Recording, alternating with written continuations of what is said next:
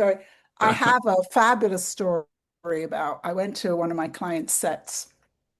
Everything looked fabulous, the location, the crew. That was the handsomest looking cast I'd ever seen. And they had hired this director very much against my advice, very much against my advice. So I'm meeting everybody. I met the director, and I go into the production office. They close the door. The producer, my client, and the producer of the film closed the door behind me. And the producer looked at me and said, "I am so sorry." I was like, "What?" And then they told me about the director and how terrible it was going and how awful it was. So I cooked up this plan. I said, "Look, I'm only here for the day. I'm going to play bad cop. You're going to play good cop." Oh Right. boy.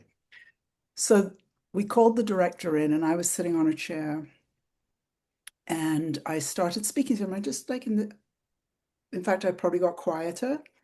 And I said, "It seems that there are some problems. We need to change some things." And he stood up and towered over me. I don't, I don't do bullying. I don't do bullying. I said, "This is the way it's going to be. You're never going to direct a scene again by yourself. We have a co-director who's going to be directing scenes with you. You're never going to be late on set again. And if any of those things happen, I'm going to know straight away."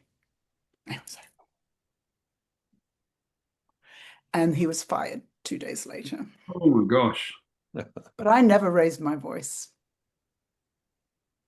And and I told my client, I said, "I'm going to play bad cop. I'm going to play this role."